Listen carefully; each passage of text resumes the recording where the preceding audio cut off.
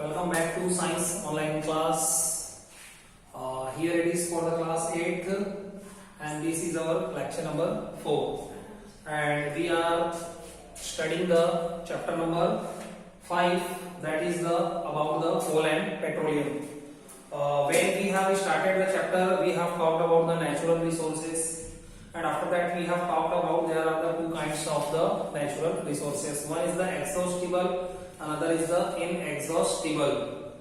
Exhaustible means which are going to be finished after a duration of time, whose stock is very much limited inside our earth surface, and some of the fuels which are very much useful for our survival, for our commercial use. So in the category of the exhaustible natural resources, there are the three things come and which are used as a fuel.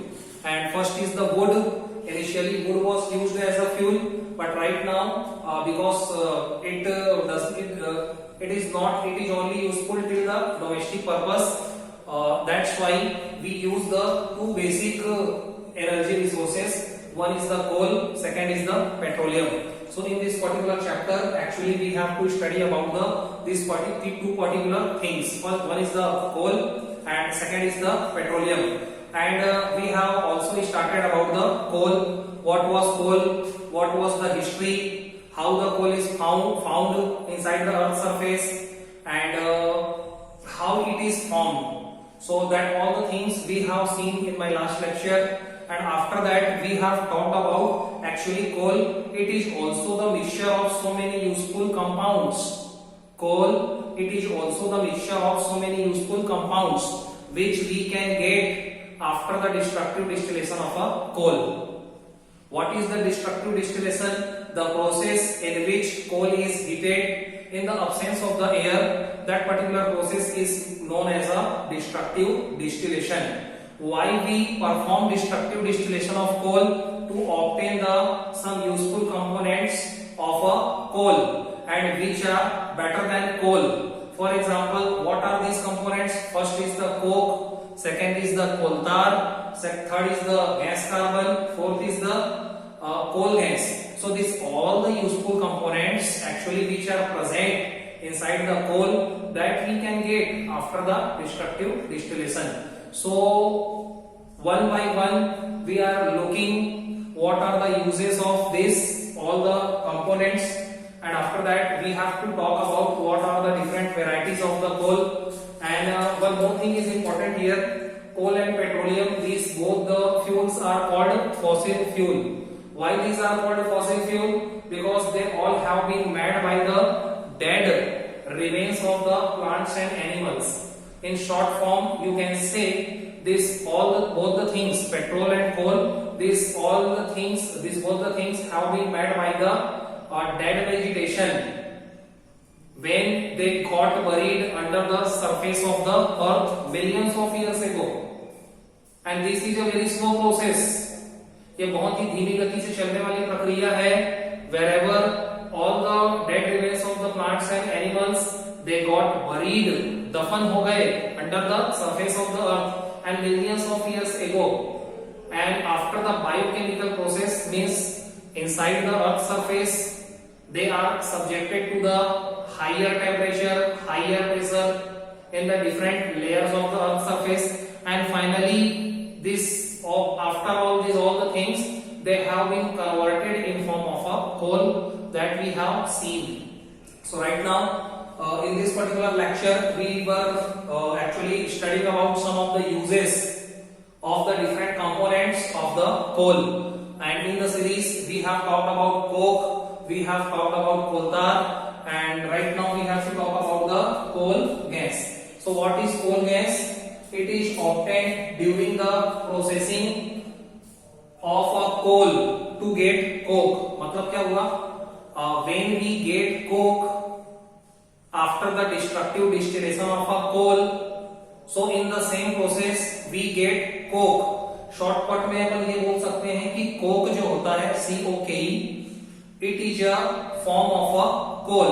Coal का ही एक रूप होता है which we get when we heat the coal in absence of the air, जब हम लोग कोल को absence of the air में, हवा की अनुपस्थिति में बर्न करते हैं, हीट करते हैं, so the coal it is converted into the powdered form, grey coloured powdered form में वो कन्वर्ट हो जाता है, and that particular form we call coke, उसी को कोक कहा जाता है, ठीक है। तो उसी प्रक्रिया में एक गैस निकलती है, coal gas, it is a gas which comes out when we heat the coal in absence of the air, means in the destructive distillation of a coal, the gas which we get, that particular gas is called the coal gas. It is used as a illuminant. What do you mean by illuminant? Illuminant का मतलब होता है any of the thing which is used for the lighting purpose, any of the substance, any of the combustible substance you can say, कोई भी ज्वलनशील पदार्थ, कोई भी combustible substance which is actually used for the lighting purpose, जिसका lighting purpose में use हो, रोशनी देने के लिए use हो, so it is called the illuminant. Illumination, okay, so that coal gas it is used as a illuminant, it is used for the lighting purpose, and first time that coal gas was used in the London में, ठीक है, by some of the people it was firstly used for the street lighting purpose, street light जो होते हैं उसके लिए इसको use किया गया था कोल गैस को first time in the London. Right now see the carbonisation. What do you mean by carbonisation? Carbonisation का मतलब क्या होता है?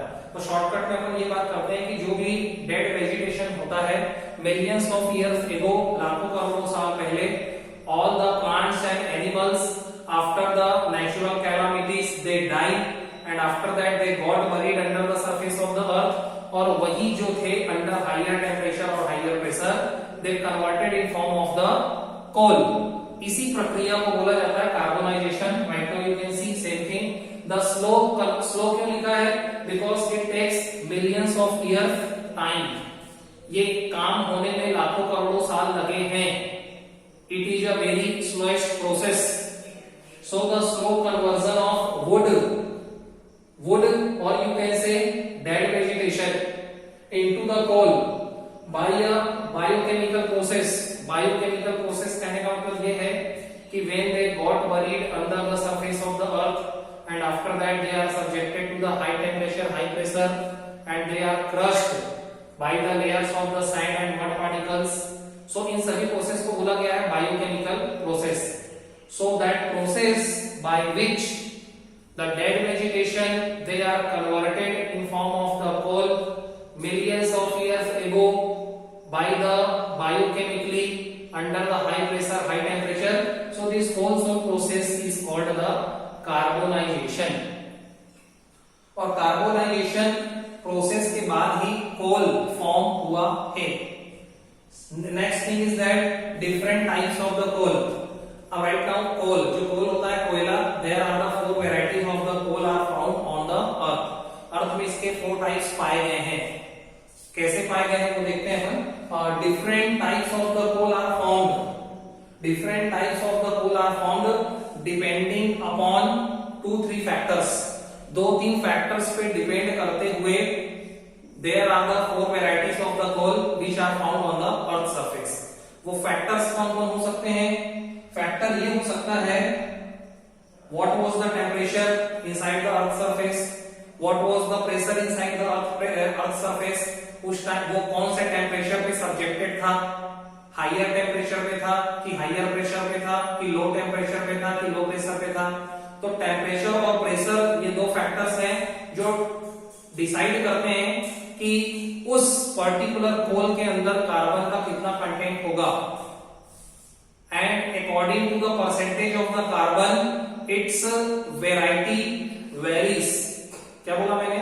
According to the percentage of the carbon, we can say how much carbon percentage is present there inside the coal, and according to the carbon percentage, it is considered as a good coal or bad coal.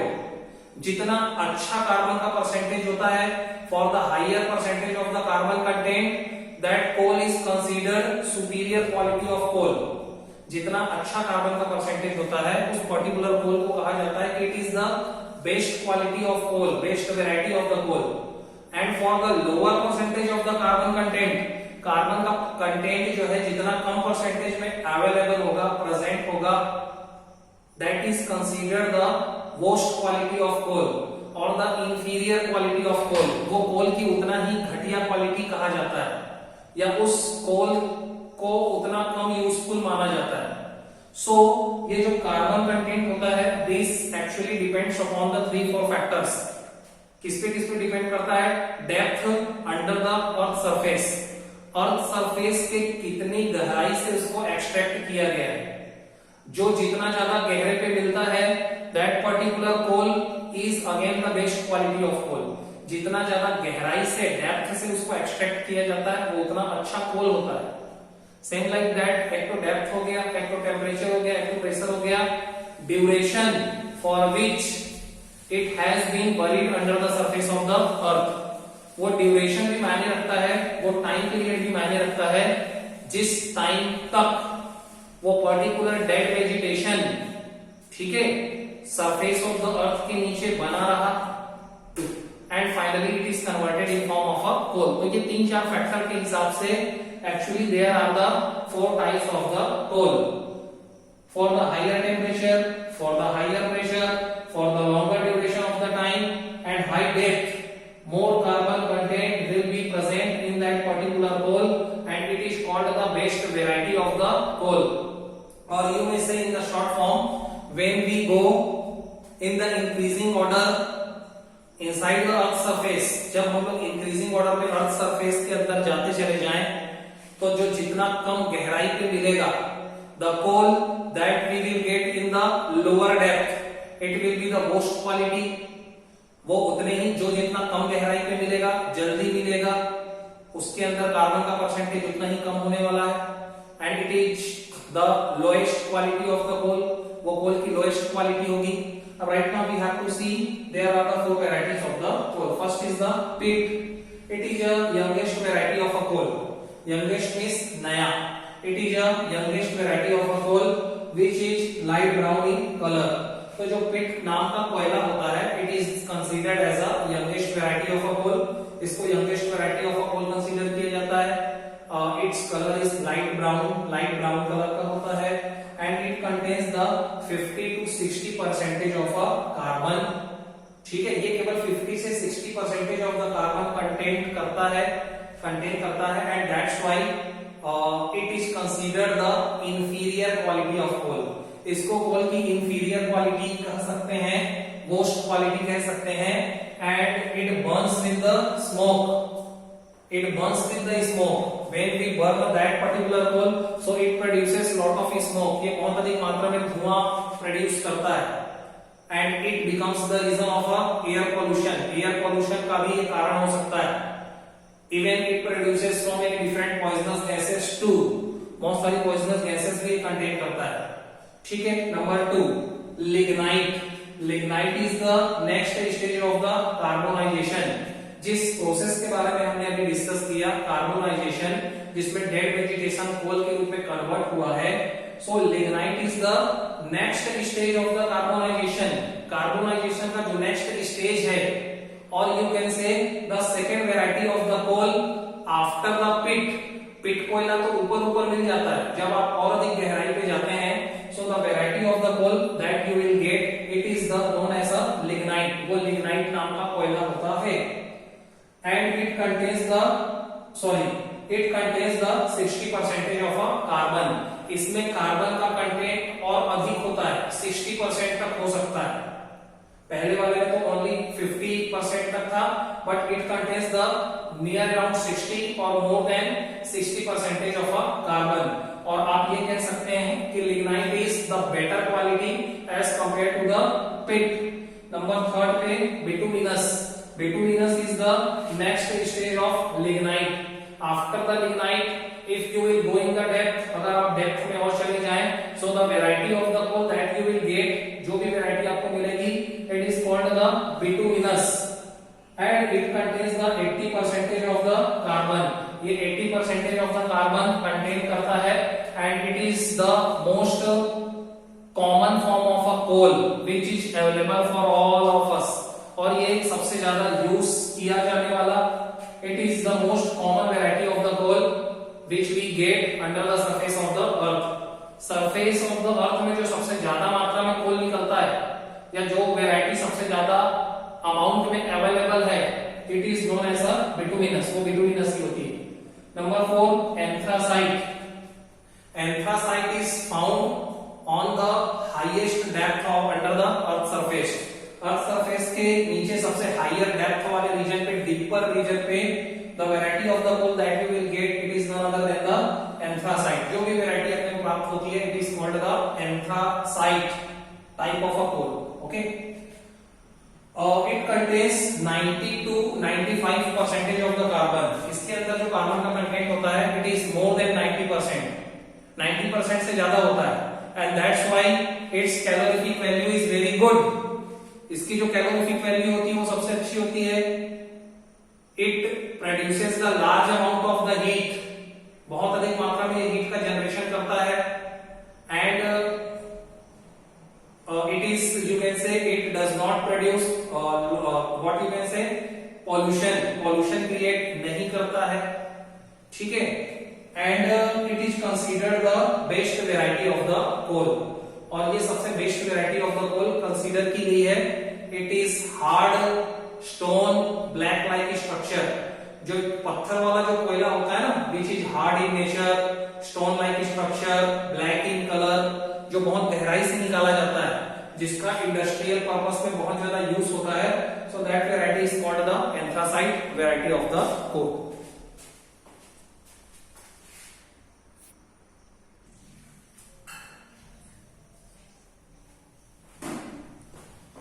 Look here. Our next topic is processing of a coal. In the processing of the coal, we have to study the same destructive distillation of a coal, whatever I have discussed with you. To obtain the useful components of the coal, actually we perform a process. We heat the coal in absence of the air, and that particular process is known as a destructive distillation. So that particular whole process is called the processing of a coal. Right now, see what is there. All the varieties of the coal, all varieties of a coal, either it is pit, either it is lignite, either it is anthracite, best variety, either it may be the bituminous. All the varieties of the coal, actually they are the mixture of many carbon compounds. All the varieties of the coal, actually they are the mixture of many carbon compounds which we want to obtain.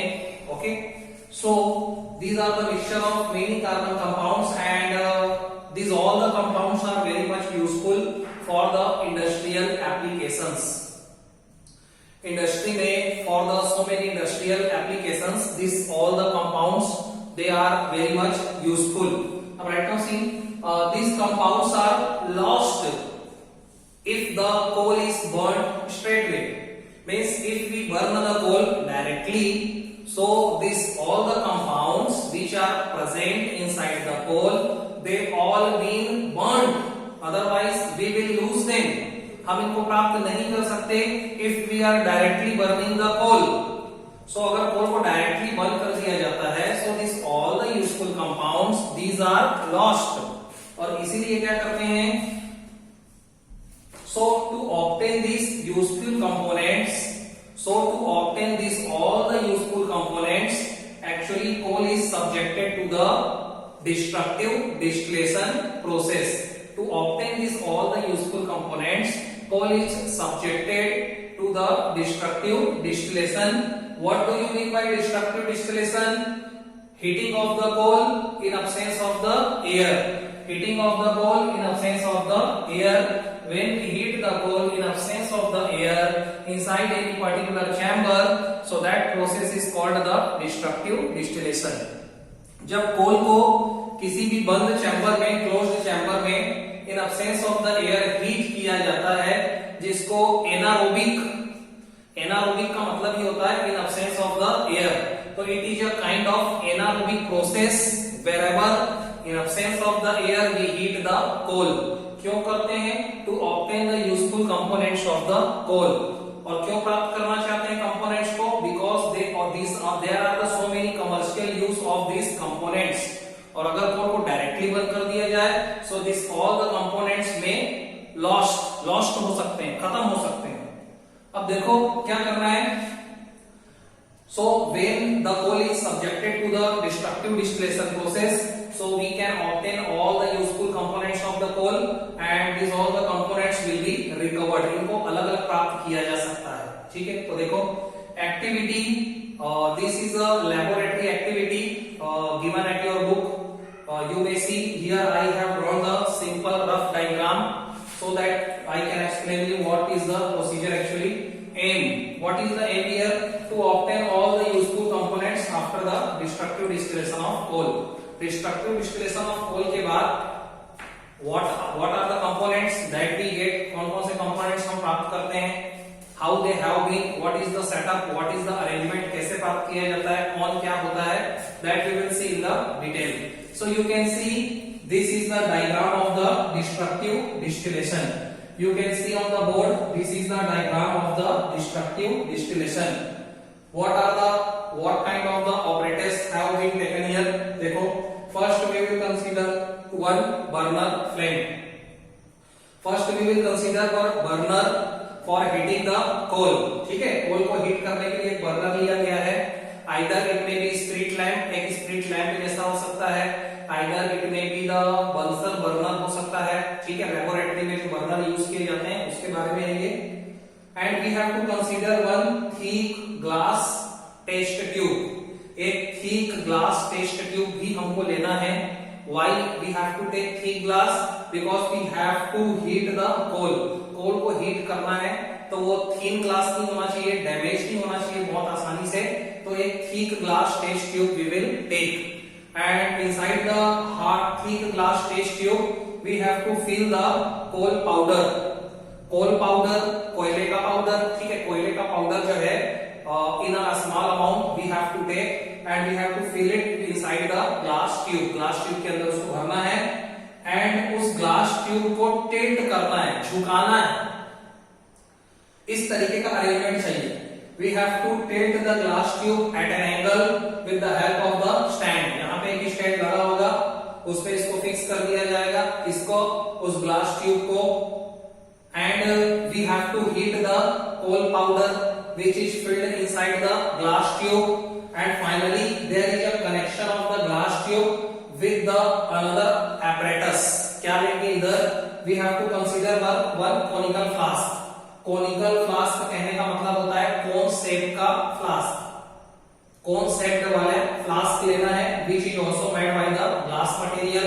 ये भी glass material से बना हुआ होता है। It is a kind of a conical flask which is already filled with water और इसके अंदर पहले से पानी भरा हुआ है। इतना अरेंजमेंट लेना है और इसका कनेक्शन इसके साथ करना है। The mouth of the test tube will be sealed. Mouth of the test tube will be sealed with the help of the cork. किसी भी कॉर्क जैसे मटेरियल से इसके माउथ को सील करना है और we have to connect the test tube with the conical flask with this kind of the pipe-like structure. इस तरीके के पाइप जैसे स्ट्रक्चर से दोनों के बीच एक कनेक्शन अपने को बनाना है। हम केवल ये चाहते हैं कि ये स्मॉल गैप से पास होते हुए conical flask में आए। अब देखो होता क्या है, when we heat the coal powder so that coal powder in absence of the air, when we heat the coal powder in absence of the air, जब in absence of the air में coal powder को heat किया जाता है so gradually धीरे धीरे heat करना है so finally it is converted into the grey brown powder। तो फाइनली क्या होता है, धीरे धीरे ग्रे कलर में और ब्राउन पाउडर के रूप में चेंज होता है and that grey brown powder substance is called the coke. उसी ग्रे कलर के पाउडर जैसे सब्सटेंस को क्या कहा जाता है, कोक कहा जाता है and that coke is left behind inside the test tube. वो जो कोक अपने को मिलता है पाउडर जैसा ही मिलता है, actually it is left behind inside the test tube. वो टेस्ट ट्यूब के अंदर ही बचा हुआ रह जाता है, ठीक है। And one vapour is also formed. जब इसको हम लोग हीट करते हैं, बर्न करते हैं, सो वन वेपर, एक धुआं, एक वेपर भी फॉर्म होता है after burning the coal powder. Coke के साथ एक वेपर भी फॉर्म होता है and that vapour of the coal is called gas carbon. वो जो वेपर फॉर्म होता है कोल का, it is called the gas carbon, उसको गैस कार्बन कहा जाता है। That vapour is passed through the conical flask. Arrangement के अकॉर्डिंग वो वेपर कहां पे पास होता है? कोनिकल फ्लास्क के अंदर आता है, which is already filled with the water, जो ऑलरेडी वाटर से फिल्ड है। So again there is a reaction in between water with the vapor of the coal gas. Coal gas का जो वेपर होता है जिसको गैस कार्बन बोल रहे हैं, उसका रिएक्शन किसके साथ हो जाता है? वाटर के साथ हो जाता है। सो वाटर के संपर्क में आते ही when it comes in the contact of the water, जब ये वाटर के संपर्क में आता है कौन? Gas carbon. So it temperature decreases, उसका टेम्परेचर ऑटोमेटिकली डिक्रीज होता है and the condensation process will start. Condensation की प्रोसेस स्टार्ट हो जाती है। What do you mean by condensation? Condensation से आप क्या समझते हैं? The process by which any gas particles, any of the gas converted into the liquid form. जब कोई गैस लिक्विड के फॉर्म में चेंज होता है, when we decrease the temperature, जब हम उसको कूल करते हैं, जब उसके टेम्परेचर को डिक्रीज करते हैं, so that particular process is called the condensation process. And that condensation process actually it is the reverse operation of the evaporation. ये evaporation का reverse operation होता है। तो कंडेंसेशन की प्रोसेस जैसे ही यहाँ पे स्टार्ट होती है, तो दैट गैस कार्बन ये कंडेंस होना स्टार्ट हो जाता है and it forms the two separate layers, और ये दो सेपरेट लिक्विड के लेयर में चेंज हो जाता है। Gas carbon changes into the liquid form after the condensation process and it makes the two distinct layer। ये दो अलग अलग लेयर फॉर्म कर लेता है। one layer which is accumulated at the bottom of the conical flask। एक जो layer होती है it is a thick black colored layer, one thick black colored layer which is accumulated at the bottom of the conical flask, जो कि conical flask के नीचे जमा हो जाती है। that layer is called कोलतार, उसको कोलतार कहा जाता है। and the another layer which float over the layer of the कोलतार, एक दूसरी लेयर भी होती है which float, उसकी डेंसिटी कम होती है, that's why it floats over the layer of the कोलतार। वो कोलतार के लेयर के ऊपर फ्लोट करने लगती है, तैरने लगती है and that layer is called the ammonium या अमोनिया लिक्योर, उसको अमोनिया लिक्योर कहते हैं। हुआ ये कि गैस जो था, गैस कार्बन जो था, वो दो लिक्विड लेयर में चेंज हो गए। आफ्टर ऑल, इसके बाद भी क्या होता है? सम ऑफ द गैस बबल्स, बहुत सारे गैस बबल्स जो होते हैं, इस प्रक्रिया के दौरान, इस कंडेंसेशन की प्रक्रिया परफॉर्म होने के बाद again one gas is produced, एक और गैस जो कि पूरी तरीके से कंडेंस नहीं हो पाता है, again some gas bubbles are produced, जो कि बाहर निकलते हैं इस पर्टिकुलर दरवाजे से। एक दूसरा अपन इसको वे देके रखते हैं and some of the gas bubbles which are not condensed and not converted into the liquid form, they comes out through this particular way and these gas bubbles are known with the coal gas। जो gas और बच जाती है उसी को coal gas बोला जाता है। and you can see here I have written flame of burning coal gas, flame of burning coal gas। ये जो coal gas होती है it is also used in form of a fuel, ये भी fuel के रूप में इस्तेमाल किया जाता है, ठीक है। And you when you will burning match stick, जैसे आप यहाँ पे कोई भी बर्निंग मैच स्टिक लाओगे तो वो जलने लग जाता है, ठीक है। Why? Because that coal gas it is a combustible substance. तो ये सारी चीजें अपने को प्राप्त होती है coke, after that ammonia liquor, coal tar, coal gas, gas carbon. So these all are the useful products that we get after the destructive distillation of a coal। ये सारी चीजों का यूज अपने को नेक्स्ट लेक्चर में देखना होगा। So till here I am going to finish my lecture. All the best. Thank you so much.